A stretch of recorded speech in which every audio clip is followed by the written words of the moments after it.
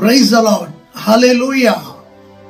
మన రక్షకుడు, విమోచకుడు, పరిశుద్ధుడు, నజరేయుడైన యేసయ్య ఉన్నతమైన నామములో నా ఆత్మీయులందరికీ హృదయపూర్వక వందనాలు. నా ఆత్మీయులారా, మెడగది యూట్యూబ్ ఛానల్ ద్వారా ప్రతిరోజు కొద్ది నిమిషాలు శక్తి కలిగిన దేవుని వాక్యాలను మీకు అందించడానికి ప్రభు నాకు చూపిన కృపను బట్టి దేవునికి స్తోత్రం. దేవుని వాక్యం నీ ఆత్మీయ జీవితాన్ని బలపరచాలని, స్థిరపరచాలని నేను ఆశిస్తున్నాను. నా ఆత్మీయ సహోదరి సహోదరుడా, ఈ దినము ఒక శక్తి కలిగిన దైవ వాక్యాన్ని ప్రభు నీతో మాట్లాడబోతున్నాడు. ఈ దిన మన దైవ సందేశం బూడిద. ఆత్మీయులారా, చాలా మంది భస్మ బుధవారం అని 40 రోజుల ఉపవాస ప్రార్థనకు ముందుగా దీనిని కొందరు ఆత్మీయంగా ఆచరిస్తూ ఉంటారు, భస్మ బుధవారం అని.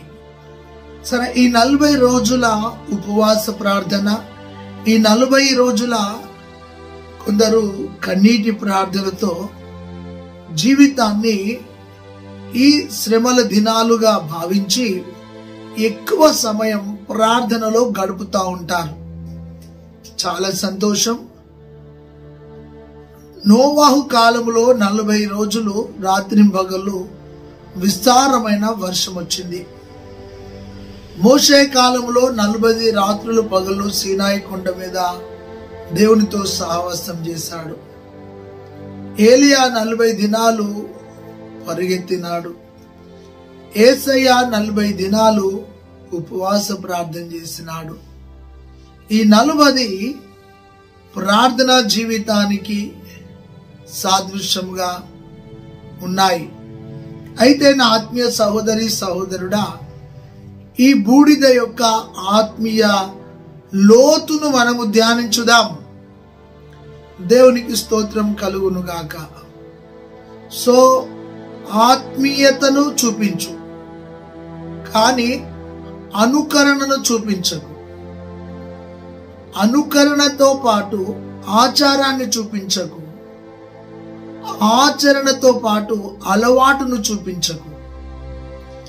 ఆత్మీయత, అనుకరణ, అలంకరణ ఇవి కాకుండా మన ఆత్మీయ జీవితంలో దేవుని సన్నిధిలో ఆత్మీయతను చూపించే వ్యక్తిగా నువ్వు బ్రతకాలని కోరుతున్నాను.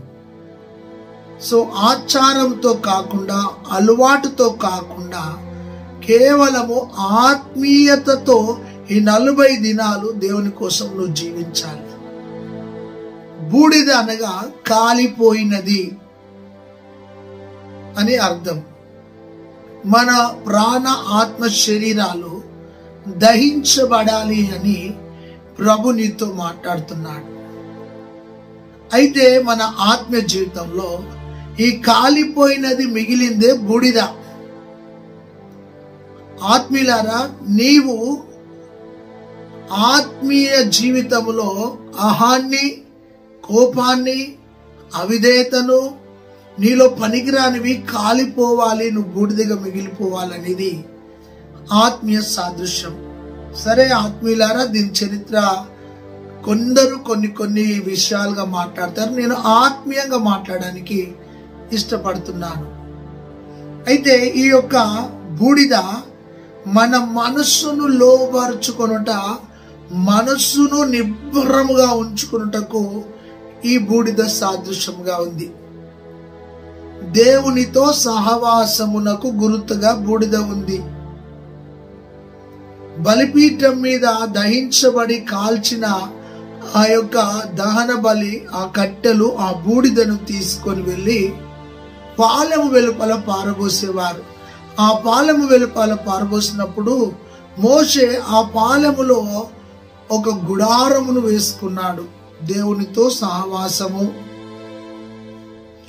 నీవు ఈ 40 దినాలలో దేవునితో సహవాసము చేయడానికి భస్మ బుధవారము అని నీవు ఆచరిస్తున్నావు.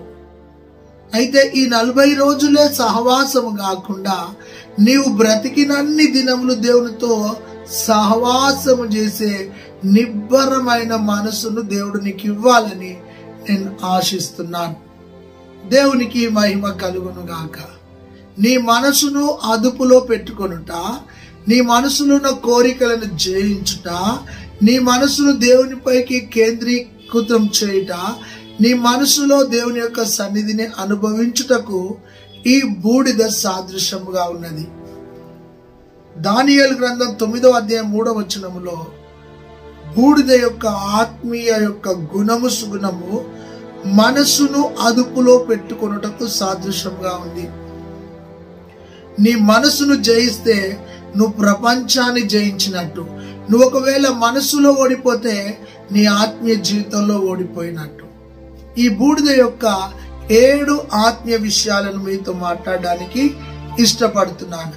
మొదటి మాటగా ఆదికాండం 18వ అధ్యాయము 27వ వచనం. ఆదికాండము అధ్యాయము 18వ వచనం 27లో ఈ బూడిద తగ్గింపు జీవితానికి సాదృశ్యముగా ఉన్నది. అయ్యా 50 మంది ఉంటే రక్షిస్తావా, 40 మంది ఉంటే రక్షిస్తావా, 30 మంది ఉంటే రక్షిస్తావా, చివరికి 10 మంది ఉంటే రక్షిస్తావా అని అడిగి, నేను బూడిదను దుమ్మును ధూళిని బూడిదనైన నేను మాటలాడ తెగించుచున్నాను అన్నాడు. ఈ యొక్క సొదొమ గొమొర్రాలో ఉన్న లోతు కుటుంబం కోసం లోతు దేవుని విడిచిపెట్టినాడు. లోతు అబ్రహాముతో ఉన్న బంధాన్ని విడిచిపెట్టాడు. లోతు సొదొమ గొమొర్రాను ప్రేమించి ఆ సొదొమ గొమొర్రాలో ఉండగా ఆ లోతు కుటుంబాన్ని విడిపించడానికి ఈ యొక్క అబ్రహాము గారు చేసిన ప్రార్థన, దుమ్మును ధూళిని నా ఆత్మీయ సహోదరి సహోదరుడా, బహు తగ్గింపు జీవితానికి సాదృశ్యముగా ఉంది. ఈ లెంట్ డేస్ లో తగ్గింపు జీవితంతో బ్రతకాలని ప్రభు నీతో మాట్లాడుతున్నాడు. ఒక కోడలు అత్త దగ్గర తగ్గించుకోవాలి, అత్త కోడల దగ్గర తగ్గించుకోవాలి, ఒక విశ్వాసి సేవకుని దగ్గర తగ్గించుకోవాలి, కొన్నిసార్లు సేవకుడు విశ్వాసి దగ్గర తగ్గించుకోవాలి, అక్క చెల్లెలు అన్నదమ్ములు కొన్నిసార్లు తగ్గించుకోవాలి. నీవు తగ్గించుకుంటే దేవుడు నిన్ను హెచ్చిస్తాడు. నీలో తగ్గింపు లేకపోతే దేవుడు నిన్ను హెచ్చించడు. భార్య కొన్నిసార్లు భర్త దగ్గర తగ్గించుకోవాలి, భర్త కొన్నిసార్లు భార్య దగ్గర తగ్గించుకోవాలి. చాలా మంది జీవితంలో తగ్గింపు అనేది ఉండదు. ఈ బూడిద దేనికి సాదృశ్యమై అంటే తగ్గింపు జీవితానికి సాదృశ్యముగా ఉన్నది. హల్లెలూయా, దేవునికి స్తోత్రం.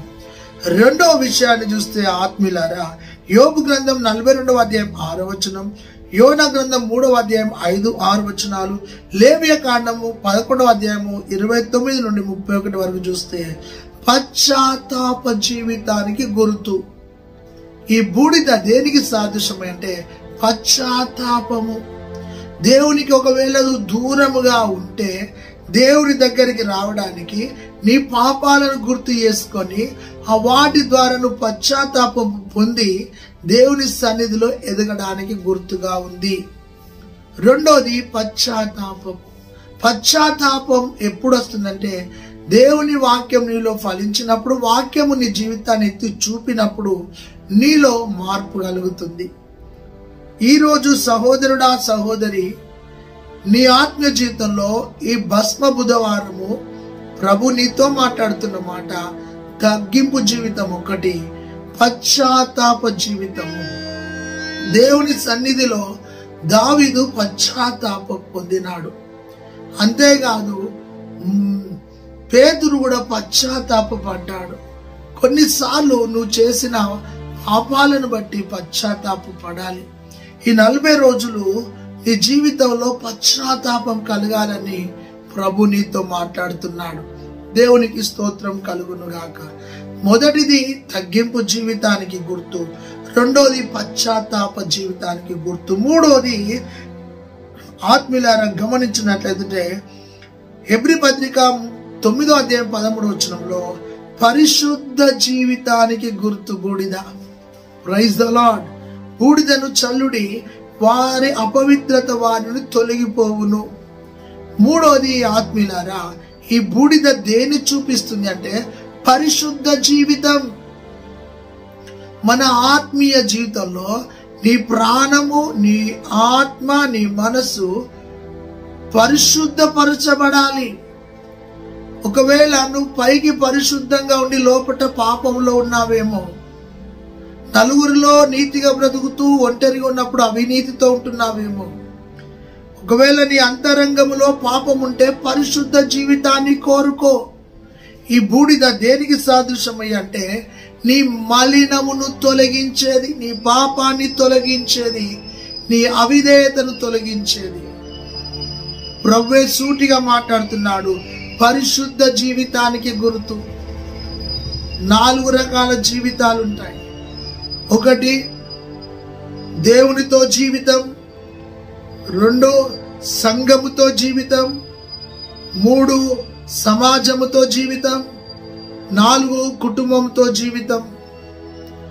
అయితే నీ కుటుంబ జీవితం పరిశుద్ధంగా, సంఘ జీవితం పరిశుద్ధంగా, సమాజములో జీవితం పరిశుద్ధంగా, దేవునితో నీ జీవితం పరిశుద్ధంగా, వ్యక్తిగతంగా నీ జీవితం పరిశుద్ధంగా ఉండాలి. ఈ 5 నీవు కలిగి ఉండాలని ప్రభు నీతో మాట్లాడుతున్నాడు. పరిశుద్ధ జీవితం చాలా ప్రాముఖ్యమైంది. ఈ పరిశుద్ధతను ఎక్కడైనా నువ్వు తాకట్టు పెడుతున్నావేమో, ఈ పరిశుద్ధతను ఎక్కడైనా నువ్వు మలినం చేస్తున్నావేమో, లేదా నీ శరీరాన్ని మలినం చేస్తూ, నీ మనస్సును మలినం చేస్తూ, నీ అంతరంగంలో మలినం చేస్తూ పాప క్రియలకు నువ్వు బానిసవైనావేమో, ఈరోజు పరిశుద్ధ జీవితాన్ని కోరుకో. ఈ బూడిద పరిశుద్ధ జీవితానికి సాదృశ్యంగా ఉంది. 4వదిగా నా ఆత్మీయులారా, విలాప గ్రంథము 3వ అధ్యాయం 29వ వచనం, విలాప 3:29లో ఈ బూడిద నిరీక్షణ జీవితాన్ని చూపించేది. నిరీక్షణ అంటే ఏమిటి ఆత్మీయులారా? అబ్రహాము నిరీక్షణకు ఆధారం లేనప్పుడు నిరీక్షించినాడు. ఇక జరగదు అన్నది ఏదైనా ఉంటే నువ్వు నిరీక్షణతో కనిపెట్టినప్పుడు నీ జీవితంలో జరుగుతుంది. 25 సంవత్సరాలు నిరీక్షించినాడు. ఈరోజు నా ఆత్మీయ సహోదరి సహోదరుడా, నీ ఆశీర్వాదాన్ని నువ్వు పొందలేక నువ్వు నిరాశపడుతున్నావేమో, నిరీక్షించు. నీ నిరీక్షణ నిన్ను సిగ్గుపరచదు. శుభప్రదమైన నిరీక్షణ కలిగి బ్రతుకుదాం. దేవునికి స్తోత్రం. మహిమ కలిగిన నిరీక్షణ కలిగి బ్రతుకుదాం. హల్లెలూయా. అంతేకాదు సహోదరుడా సహోదరి, పరిశుద్ధ నిరీక్షణ కలిగి బ్రతుకుదాం. ఆయన నేడో రేపో రాబోతున్నాడు. నిరీక్షణ కలిగి జీవించుదాం. అయితే 1 పరిశుద్ధ జీవితం, 2వది పశ్చాత్తాప జీవితానికి గుర్తు, 3వది పరిశుద్ధ జీవితానికి గుర్తు, 4వది నిరీక్షణ జీవితం. నా ప్రియమైన సహోదరి సహోదరుడా, ఒకవేళ నిరీక్షణ కోల్పోతున్నావేమో, అద్భుతము జరగదు అని, మేలు జరగదు అని, ఉద్యోగం రాదేమో అని, ఇల్లు కట్టలేను అని, వివాహం జరగదు అని, గర్భఫలము పొందలేనని ఏ నిరాశతో నువ్వు ఉన్నావో, ఈరోజు నా విలాప 3:29 ప్రకారము బూడిద నిరీక్షణ జీవితాన్ని కలుగజేసేది. నిరీక్షించు దేవుని బిడ్డ, నీ జీవితంలో మేలు పొందబోతున్నావు. 5వదిగా చూస్తే ఎస్తేరు గ్రంథం 4వ అధ్యాయం 1వ వచనము, యోబు గ్రంథము, యిర్మీయా గ్రంథము 6:26వ వచనం, 6వ అధ్యాయం 26వ వచనంలో చూస్తే దుఃఖమునకు కన్నీటి ప్రార్థనకు సాదృశ్యంగా ఉంది. ఈ బూడిద దేనికి సాదృశ్యమై అంటే దుఃఖముతో ప్రార్థన చేయుట, లేదా కన్నీళ్లతో ప్రార్థన చేయుట. దేవునికి స్తోత్రం. 5 రకాల ప్రార్థనలు, బహు ఘనమైన ప్రార్థనలు. 1 కన్నీటి దుఃఖముతో కూడిన ప్రార్థన, 2వది ఉపవాస ప్రార్థన, 3వది కుటుంబ ప్రార్థన, 4వది సంఘ ప్రార్థన, 5వది నీ వ్యక్తిగత ప్రార్థన. అయితే ఇక్కడ 5వది దుఃఖముతో కూడిన ప్రార్థన జీవితం కలిగి నీ ఉండాలని ప్రభు నీతో మాట్లాడుతున్నాడు. అయితే ఈరోజు నీ ఆత్మీయ జీవితంలో కన్నీటి ప్రార్థన ఆగిపోయిందేమో, మూలుగులు విడుచుచూ చేసే ప్రార్థన ఆగిపోయిందేమో. ప్రభుని అడుగు. దుఃఖ దుఃఖముతో కన్నీళ్లతో ప్రార్థించే అనుభవం. ఈ బూడిద కన్నీటి ప్రార్థన జీవితానికి సాదృశ్యంగా ఉంది. ఎస్తేరు ఎన్నో వ్యతిరేకతల మధ్యలో నిలబడి నేను చచ్చినా చచ్చదనని తన ప్రజల కోసం ఉపవాసం ఉండి ప్రార్థించినప్పుడు మొర్దెకై ఆత్మీయ జీవితంలో విజయం పొందుకున్నాడు. హామాను ఉరికొయ్య తయారు చేస్తే అదే ఉరికొయ్యకు హామాను ఉరి తీయబడ్డాడు. పరిస్థితులన్నీ మార్చబడ్డాయి. ఈ యొక్క దినాన సహోదరి సహోదరుడా, కన్నీటి దుఃఖ ప్రార్థనకు గుర్తుగా ఉంది బూడిద. 6వ విషయాన్ని చూస్తే ఆత్మీయులారా, యెషయా గ్రంథము 61వ అధ్యాయము 3వ వచనంలో రూపాంతర జీవితానికి గుర్తుగా లేదా ఆశీర్వాదమునకు గుర్తుగా ఉంది బూడిద. బూడిదకు ప్రతిగా పూదండని ఇస్తానన్నాడు. విలువైన జీవితం, దుఃఖమును సంతోషముగా మారుస్తాన్నాడు. ఈరోజు భారభారితమైన ఆత్మకు బదులుగా నేను స్తుతి వస్త్రమును మీకు ఇస్తాను అన్నాడు. అయితే ఈ రోజున యెషయా గ్రంథం 61:3 ప్రకారము నీ బూడిదను పూదండగా మారుస్తాను అన్నాడు. రూపాంతర జీవితం, నీ మనస్సు మారి రూపాంతరపరచబడాలి. నువ్వు క్రీస్తు వలె రూపాంతరము చెందాలి. నువ్వు పైన కాదు రూపాంతరపరచబడేది, అంతరంగములో నువ్వు రూపాంతరపరచబడుదువుగాక.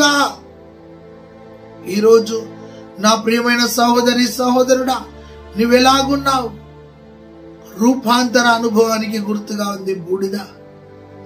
అయితే నీ ఆత్మీయ జీవితంలో ఈ యొక్క భస్మ బుధవారం రోజున బూడిద యొక్క ఆత్మీయ సుగుణం, బూడిద దేనికి సాదృశ్యంగా ఉందో నువ్వు వింటున్నావు. అయితే ఈ రోజున నీ ఆత్మీయ నేత్రాలు తెరవబడాలని ప్రభు నీతో మాట్లాడుతున్నాడు. చివరిగా 7వదిగా యోబు గ్రంథం 2వ అధ్యాయం 8వ వచనంలో చూస్తే ఇక్కడ పునరుత్థాన జీవితము, పునరుద్ధరణ లేదా పునరుత్థాన జీవితము. ఈ యొక్క బూడిద దేనికి సాదృశ్యమయ్యా? ఆలోచించు. యోబు గ్రంథంలో ఆయన బూడిదలో కూర్చున్నాడు. కూర్చొని దేవుని స్తుతిస్తున్నాడు. ఎందుకు ఈ యొక్క బూడిదలో అనుభవం ఎందుకు పొందుకున్నాడు అంటే, నేను రాబోయే దినాలలో మరలా నేను విమోచకుని చూస్తాను అని, నేను సజీవుని చూస్తాను అని ఆ బూడిదలో కూర్చొని చెప్తున్నాడు. నా విమోచకుడు సజీవుడు, నేను మరలా ఆయనను చూస్తాను అని. పునరుత్థాన జీవితానికి ఈ బూడిద సాదృశ్యముగా ఉంది. ఈరోజు ప్రియమైన సహోదరి సహోదరుడా, ఇంత ఆత్మీయ సందేశం వింటున్నావు. నీ అహం కాలిందా? నీ గర్వం కాలిపోవాలి. నీలో ఉన్న ఆ యొక్క సుగుణము, చెడు సుగుణము దహించివేయబడాలి. హల్లెలూయా. ఇంకా నీ ఆత్మీయ జీవితంలో కాలిపోని వ్యక్తిగా నీ అహము, నీ యొక్క గర్వము, నీ యొక్క అవిధేయత అంతా శూన్యమై కాలిపోవాలి. చాలా మంది జీవితంలో ఈ బూడిద యొక్క ఆత్మీయ సుగుణము తెలియక నేను కూడా లెంట్ డేస్ లో ఉపవాసం ఉంటున్నానంటావు. అయితే ఉపవాసమున్న నీవు ఈ బూడిద యొక్క సుగుణాలు, లక్షణాలు విన్న నీవు తగ్గింపు జీవితం కలిగి, పశ్చాత్తాప జీవితం కలిగి, పరిశుద్ధ జీవితం కలిగి, నిరీక్షణ జీవితం కలిగి, దుఃఖముతో కన్నీటితో ప్రార్థించే అనుభవ జీవితం కలిగి, ఆశీర్వాద రూపాంతర జీవితాన్ని కలిగి, పునరుత్థానము యొక్క జీవితాన్ని కలిగి నువ్వు బ్రతకాలని ప్రభు నీతో మాట్లాడుతున్నాడు. అయితే నీ ఆత్మీయ జీవితంలో ఈ రోజున ఈ భస్మ బుధవారం ఆచరిస్తున్న నీవు ఈ యొక్క బూడిద వలె కాలిపోయినావా? బూడిద అంటే ధూళి, తాత్కాలికమైన జీవితము. నేను ఇక్కడ కొంతకాలమే ఉంటాను అని అర్థం. అయితే మన శాశ్వత స్థలము పరలోకం. అక్కడ నీవు నేను యుగ యుగాలు ఉంటాం. అయితే ఈ రోజున నీ ఆత్మ జీవితంలో ఈ భస్మ బుధవారం దేవునితో సహవాసానికి గుర్తుగా ఉంది. నీ మనసులో ఉన్న కోరికలను ఆహాన్ని నువ్వు వాటిని అదుపులో పెట్టుకొని మనసును జయించడానికి గుర్తుగా ఉంది. ఆ విధముగా నీ ప్రాణాత్మ శరీరాలను దేవునికి సమర్పించి నీ మనసును గెలుచుకొని దేవుని కోసం జీవించాలని కోరుతూ నా మాటలు ముగిస్తున్నాను. God bless you. Praise the Lord. దేవుడు మిమ్మల్ని దీవించును గాక. ఆమేన్. ఆమేన్.